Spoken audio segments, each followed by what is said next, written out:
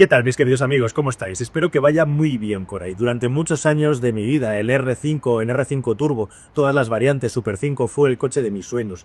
Y estos días de muchísimo frío de invierno me ha estado acompañando lo que es el renacimiento de aquel modelo mítico, el R5 eléctrico ahora y también las versiones de Alpine, que son con diferencia las más deportivas.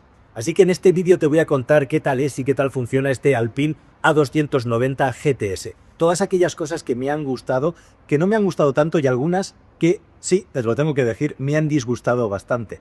No es casualidad que empecemos con el tema de la carga del coche eléctrico en este punto y que terminemos también con lo mismo. Acompáñame, que te voy a contar todos los detalles de este vehículo mítico ahora rebautizado y que sigue siendo tremendamente atractivo para empezar en lo visual. Vamos a ver los datos básicos para empezar. ¿Qué te parece si revisamos el interior del Alpine mientras se está cargando? Ahora te voy a enseñar el cuadro de instrumentos sin la pantalla de carga para que puedas ver la calidad gráfica. Está muy bien, especialmente cuando tienes el navegador a la vista. No es que me parezca que sea especialmente brillante a la hora de hacer transición de menús. Los pitidos que tiene el coche no me transmiten una sensación de ser muy premium, pero la calidad de las pantallas la verdad es que es muy buena. Tanto de la pantalla de la instrumentación, como puedes ver aquí, como la pantalla principal que puedes ver aquí. Bueno, vamos por partes. Una cosa importante en un coche como este es el volante. El volante del Alpine es claramente mejor, superior al volante del R5.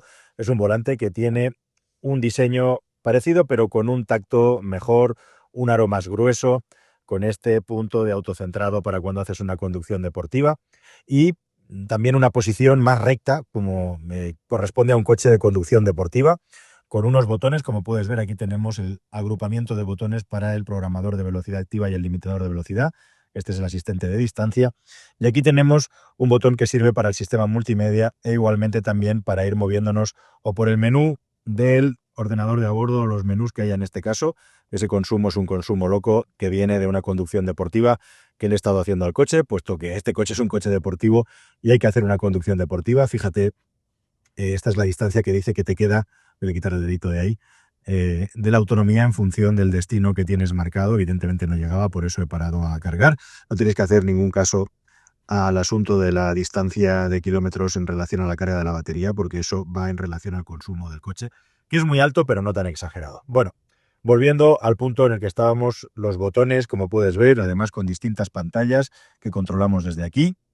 Mucha transicioncita, mucho diseño gráfico. Yo, desde luego, no necesito toda esta parafernalia visual, pero es lo que hay hoy en día. Y los distintos modos de conducción, ya ves que ahora lo tengo ahí en normal. Tenemos aquí un botoncito Drive Mode con el que podemos cambiarlos. Pulsas en el botón, se activa el menú y a continuación ya puedes ir moviéndote. Sport, personal y Safe. Según el modo de conducción que elijas, el coche tiene una potencia u otra. Es en el Sport donde llega a los 220 caballos de potencia máxima, mientras que en el normal va a llegar a 190 con el Overboost. Ahora vamos a ver qué es eso. Igualmente tenemos un modo Safe en el que el coche no pasa de 130 km por hora y es donde vamos a conseguir el máximo ahorro conduciendo. Bueno, vamos a dejar la pantallita en la recarga del vehículo y vamos a fijarnos en otras cosas más mientras tanto. Otra característica importante del coche precisamente son estos dos mandos. Aquí no hay levas en el volante, tenemos este botoncito, realmente es una ruleta, y el botoncito de los modos de conducción. Realmente los modos de conducción son un botón que está puesto aquí en el volante y lo que tenemos es una ruleta aquí de color azul y este pulsador aquí OV. Esta ruleta sirve para cambiar la retención del vehículo, más o menos retención. Desde luego queda muy bonito y muy espectacular de coche deportivo, pero pues es más útil tener unas levas tras el volante. Lo han elegido hacer así por una cuestión de diseño. Y luego está este botón muy cachondo OV. ¿Qué significa V? Pues significa overtake, adelantamiento. Y sirve para lo que sí estás pensando. Es un extra que te da el coche de potencia, te da la potencia máxima durante un periodo de 10 segundos. Al final, este botoncito rojo equivale ni más ni menos que a pisar el acelerador a fondo y pisar el kickdown. O sea que es un kickdown de dedo, podríamos decir, muy inmediato y divertido. Igualmente han cambiado la palanca que había en el volante en el R5 por estos botones, que yo no entiendo muy bien por qué, pero la cuestión es que están ahí, a lo mejor es por no interferir en el manoteo con el volante cuando haces una conducción 100% deportiva. A mí la solución de los botones no me acaba de convencer. Pero bueno, ahí están. Tenemos doble carga USB-C, como puedes ver, y tenemos un cargador inductivo, que está un poco cochino, no he sido yo, pero es lo que hay. Interesante igualmente que tenemos, como puedes ver, controles físicos para la climatización. Muy bien por Renault. Igualmente es muy fácil manejarlo con estos botoncitos arriba abajo para la temperatura y la velocidad del ventilador. Tenemos el warning de una manera bastante accesible y también el desbloqueo de las puertas. Las dos salidas de aireación junto con las de los lados están aquí debajo. Y tenemos la pantalla principal, que es una pantalla pues que funciona bastante bien y que tiene extras respecto al R5. Vamos a hacer un repasito. Si el coche nos deja, vamos a ver, puesto que estamos cargando, vámonos a casa.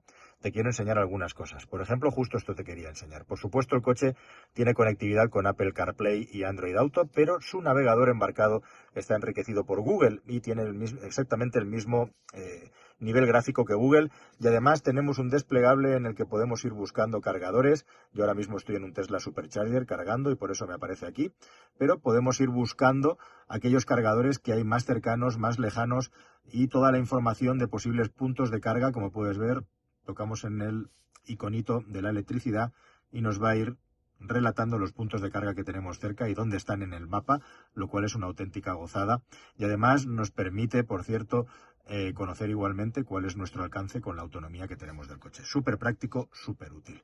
Si nos vamos al cajón de aplicaciones, lo que te decía, verás que tenemos el acceso a Apple CarPlay y Android Auto, igualmente al sistema multimedia, y simplemente pulsando este botoncito, pues nos vamos a meter en el navegador de Apple CarPlay o de Android Auto, así de fácil, así de sencillo, no tiene ningún tipo de complicación.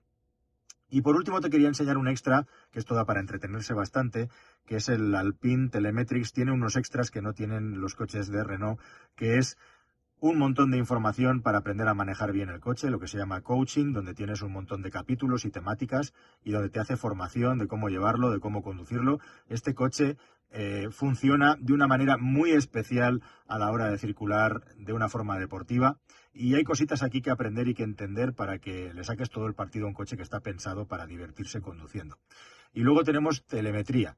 Tenemos datos en directo, como puedes ver, de distintos parámetros que están capitalizados: agilidad, potencia, resistencia. Tienes un montón de información. Esto me recuerda un poco precisamente al Nissan GT-R, circuito y algunos coches deportivos en los que cada vez esto es más habitual. Tienes un montón de datos e información para poder disfrutar con el coche y con toda la información que te da mientras tú estás circulando. Por cierto, que igualmente también tienes retos, challenges para aprender a conducir el coche mejor. Está muy completo y muy divertido. Como puedes ver, tenemos el acceso directo a volante y asientos calefactados. Aquí, manejándolo con los botoncitos, pues vamos a cambiar la temperatura. Te tengo que decir que es un coche que tiene una calefacción y un sistema de climatización que funciona muy bien. Me ha gustado mucho y es rápido y agradable de utilizar. Así que bien por ahí. ¿Y de asientos cómo vamos? Pues vamos bien, vamos muy bien. Los asientos en esta versión GTS están muy trabajados igualmente. Fíjate el detalle del diseño del reposacabezas vaciado por detrás. Y unos asientos de piel, aparentemente piel sintética, pero con un tacto bueno y unas orejas laterales que realmente te sujetan bien el cuerpo para tomar las curvas como corresponde a un coche con un comportamiento dinámico tan deportivo. Un detallito de diseño. Tenemos aquí marcado el A290 del Alpine y pues según vamos cambiando los modos de conducción, esto va cambiando de colorcito. Rojo, azul, en definitiva, se mimetiza con el diseño del modo de conducción del coche que estás utilizando en cada momento mientras lo conduces. Yo ahora, como estoy cargando, como puedes ver, estoy tocando el botón y aunque no hay cambio en el modo de conducción, sigue cambiando de color, como has tenido ocasión de contemplar en tiempo real. Y un detalle más interesante o bonito, aunque solo sea de diseño, pues es este techo con estos cuadraditos, con esta forma, con este patrón de cubitos. Un recuerdo, remember, de un vehículo tan especial como el R5, pues aquí en todo su esplendor. Un coche, por cierto, que tiene una visibilidad hacia atrás ciertamente limitada, pero podríamos decir que es suficiente, ¿no? Está un poquito al límite de lo que es práctico, pero yo diría que es suficiente. Por parte de los retrovisores no hay ningún tipo de problema. Y por cierto, un sistema de cámaras pues que a mí me gustaría que tuviera un poquito más de calidad para hacer marcha atrás, marcha adelante. Así que este es el R5 transformado por Alpine para convertirlo en un vehículo deportivo. Si te parece, vamos a ver un poquito de las plazas traseras y el maletero y con esto completamos completamente la visión antes de ponernos a conducir este cacharrito deportivo. El R5 es un coche cuco y el Alpine A290 es la versión deportiva y de lujo del R5. Y como coche cuco y deportivo, pues esta versión GTS lleva los neumáticos de la versión Performance Michelin, nada menos que Pilot Sport S5, o sea, pata negra total y absoluta, y unos frenos igualmente pata negra total y absolutos, como vamos a ver a continuación, con medida 19, que para un coche de menos de 4 metros de longitud, pues le dan un aspecto muy musculado y muy vigoroso, como hemos estado viendo. Y lo otro interesante precisamente es que el nivel de equipamiento es el máximo. Alpine A290 es la versión deportiva del Renault 5, como sabes, puramente eléctrico. Una versión GT de acceso, 180 caballos, una GT Premium que tiene algo más de equipamiento en el interior, y luego están la GT Performance, también con 180 caballos, pero una puesta a punto más deportiva, y el GTS que probamos hoy, que lleva esa puesta a punto deportiva con los Pilot Sport S5 nada menos y 220 caballos de potencia. En esta versión, 6,4 segundos en el 0 a 100 y 170 km por hora. Un coche con una batería de 52 kWh, deportivo que promete emociones fuertes. Rivales prácticamente no tiene. Probablemente el Abarth 500 y el Mini Cooper E sean los que tienen un espíritu más parecido. Pero este está un punto por encima por ambición, o al menos eso nos dicen. Así que vamos a comprobarlo, que tengo muchas cosas que contarte. Lo que no cambia, pues el espacio en el interior. Ya vimos en el R5 que el espacio para las plazas traseras era bastante justito, y que hay coches hoy en día de tamaño menor a los 4 metros que tienen mucho más espacio para las piernas. Con el asiento colocado en mi posición de conducción habitual, mis rodillas están al límite de tocar con el mismo asiento, como puedes ver. De hecho, si las estiro un poquito ya estoy tocando. Está aquí el mullido del asiento. Así que justito para meter a personas detrás, adultas, y ya aquellas que pasen de 1,75 m van a empezar a estar un poquito justillas si delante hay una persona de una medida similar. Esto es lo que hay. Bueno, por lo menos una cosa buena es que las formas cuadriculadas del coche hacen que para la cabeza haya un extra de espacio, pero para las piernas la cosa está muy justa. Y el maletero tampoco va muy allá, son 250 litros, es una cifra modesta, y desde luego que las dimensiones cúbicas del coche en plazas traseras y maletero no son desde luego su punto fuerte. No tenemos grandes alardes como vehículo derivado de un utilitario aquí detrás, y nos conformamos con una toma de 12 voltios, como puedes ver aquí, que bueno, oye, pues está muy bien como un desahogo para poder cargar cualquier objeto. Tampoco muchas gracias a los ocupantes de las plazas traseras. Este es un coche eminentemente urbano y deportivo, un portarrevistas, y ya está. El fuerte del Alpine A290, sea cual sea la versión que te acabes comprando, esta GTS y además edición especial de lanzamiento tiene un precio prohibitivo, más cerca de los 50 que de los 40.000 euros, 46.900, pero hay versiones desde 37.000 euros. En todo caso, la auténtica versión, la que te da los 220 caballos, 218, académicamente al convertir kilovatios a caballos de vapor, es la que realmente te da ese extra de sensaciones, ese plus, y que te da una aceleración de 0 a 100 en 6,4 segundos. Estaba revisando una prueba del R5 GT Turbo de 120 caballos de antaño, y aquel coche hacía el 0 a 100 en 7,4 segundos, con 120 caballos. Claro, eran otros tiempos y otros pesos. Este pesa 1.560, 1.570 kilos, y aún así nos parece un coche ligero hoy en día, ¿no? Cómo han cambiado los tiempos. Son prácticamente, o sin prácticamente, el doble de kilos que pesaba aquel.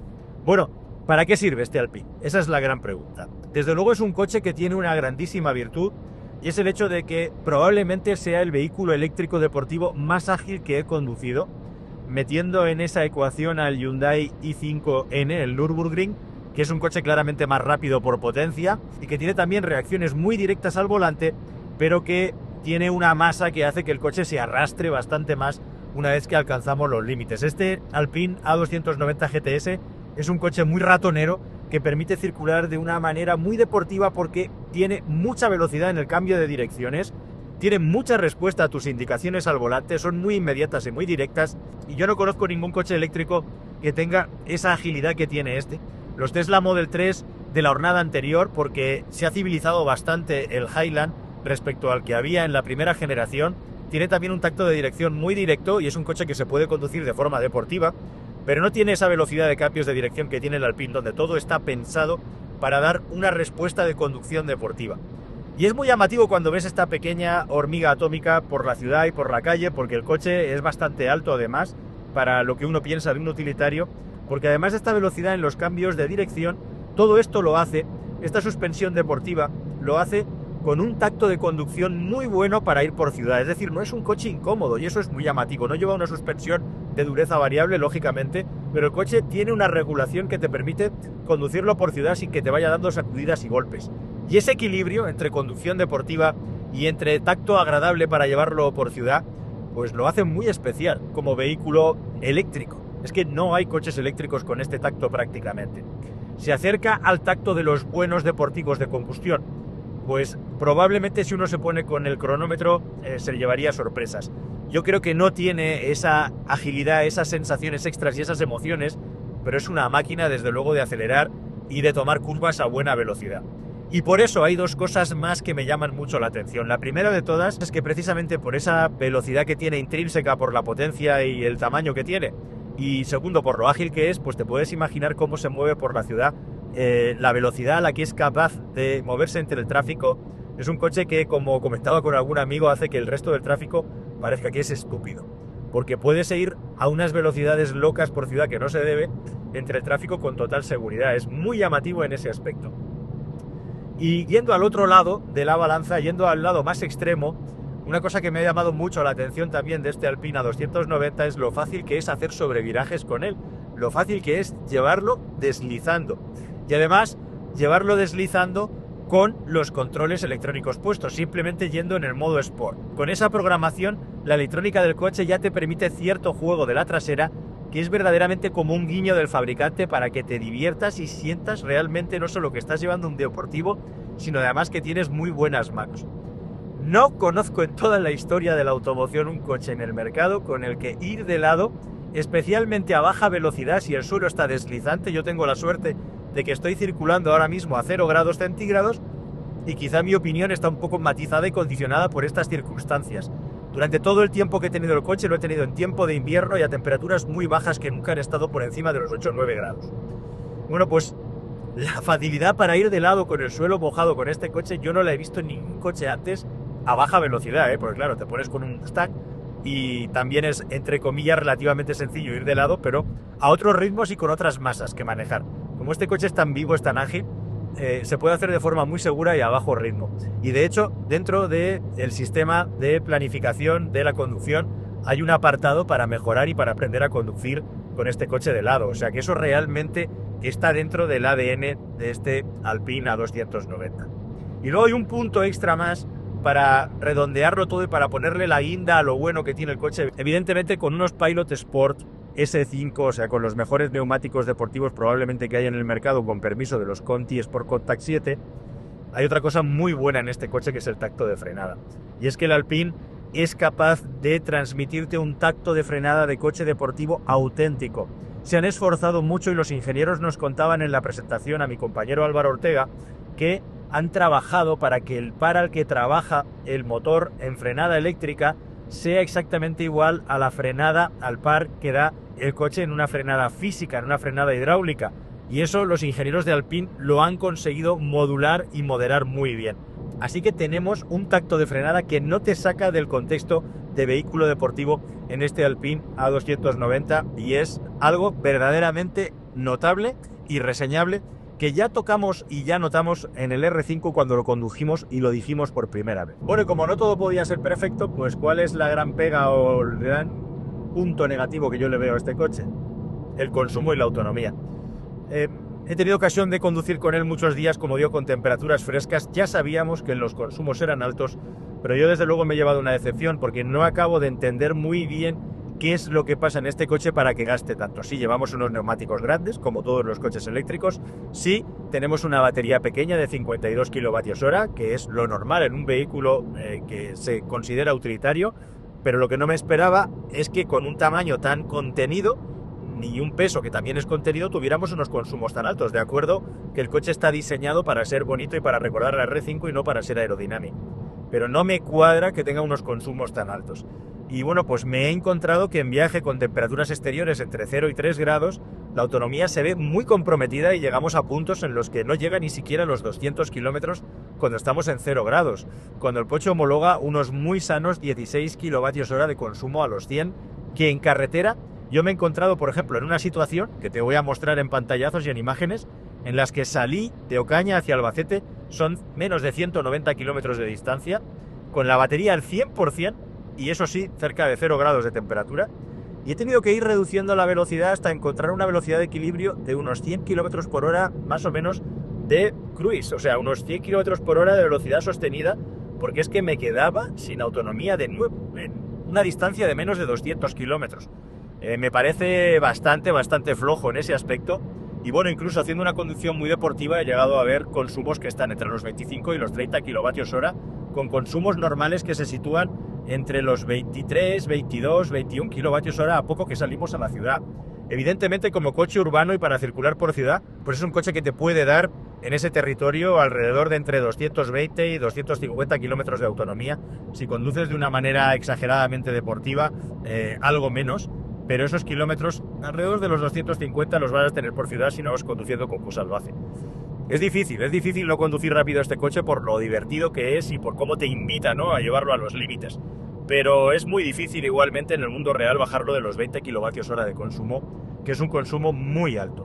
Y eso en cierta medida arruina, bajo mi punto de vista, los grandes valores del coche, porque si tuviéramos además con todo lo que te he contado, no te voy a decir ese extra, ese plus, pero un consumo medio que estuviera más en el entorno de los 16, 17 kilovatios hora, que tuviéramos cierta consistencia para hacer 300 kilómetros en el día a día, pues sería un coche infinitamente más atractivo, ¿no?, de lo que es así. Así que bueno, pues ese es el gran lunar de este vehículo. Afortunadamente la carga hasta el 80% funciona relativamente bien y la tienes en 20 y pico minutos, y es uno de esos coches en los que claramente merece la pena ir más rápido y hacer una parada extra respecto a otros coches, porque la autonomía no va más allá. Según lo he ido conduciendo y aprendiendo, me he dado cuenta de eso, que es muchísimo mejor hacer paradas entre el 20 y el 80%, es donde recomiendo siempre parar a cargar y terminar la carga, que estar haciendo detenciones llevándolo cerca del 100% para intentar conseguir esos kilómetros extra de autonomía con objeto de no hacer una segunda parada. Sí, no lo cargues tanto, haz una segunda parada rápida y no llegues sufriendo a tu punto de destino. Al final vas a tardar lo mismo, solo que en el destino probablemente vas a acabar con algo más de kilómetros. Ya veis que el coche indica que a esta velocidad de carga tiene una previsión, según vaya bajando, de llegar al 80% en 23 minutos. Necesitaremos mínimo un 90% para poder llegar a destino, en este caso. Fijaos, esto es interesante. Llevo ya un 53% de carga de la batería hace 11 minutos que empecé a cargar. Me decía que 24 minutos para el 80%, ahora me dice 13 minutos. Está cargando el coche al 75, ya ves, 74 kilovatios de potencia ahora mismo, como ha ido bajando desde 100. ¿Y qué quiere decir esto? Pues fíjate, quiere decir que de 13 minutos que me quedan para el 80 a 35 minutos que dice que quedan para el 100%, son 22 minutos para un 20% de batería. Es un disparate, o sea, realmente con este coche no merece la pena, pasado el 80%, seguir cargando, salvo que tengas previsto que ese 20% hasta el 100% es lo que te va a dar la llegada a destino. En mi caso, hoy lo que voy a hacer es, cuando llegue a 80, me largo y volveré a parar otra vez en un cargador rápido, porque aunque llegaría a Madrid en este caso con la batería, con la carga que le voy a dar, seguramente el tema es que me voy a quedar muy justito para moverme por la ciudad. Así que hago una segunda parada rápida, igualmente de 12-15 minutos, y de esa manera me aseguro de que voy a poderme mover hasta que el coche se vaya a dormir por la noche allá donde le toque. Pero en definitiva es interesante, como puedes ver, cómo se va separando la velocidad de carga hasta el 80 de la velocidad al 100%. Son 22 minutos más que no merece la pena perder, y que sí que merece la pena perder, entre comillas, que es ganar en una segunda parada para volver a llevar la batería a ese 80% o cerca del 80%. Todo esto puesto en solfa y ordenado sobre el bloc de notas, si lo comparamos con los más de 40.000 euros que tienes que pagar por un coche como este, pues lo hacen un vehículo muy especial que solamente se pueden pagar personas con el bolsillo muy ancho y auténticos fanáticos de la marca y de la conducción deportiva. Un coche que sirve para conducción urbana y para salidas esporádicas a la carretera de montaña para disfrutar conduciendo o al circuito. Un coche que no sirve para nada como coche para todo, y que a poco que le exijas o le pidas a nivel de conducción vas a ver cómo su autonomía se reduce a una velocidad que esperemos que no te haga odiarlo, pero si no llegas a ese punto prácticamente. Y por eso, bajo mi punto de vista, y desgraciadamente, salvo que te tengas mucha pasta o seas muy fanático, es un coche cuya compra es muy difícil de justificar. Y aún así, mola mucho, como ocurre con muchos coches de este tipo. Esa es la gran paradoja.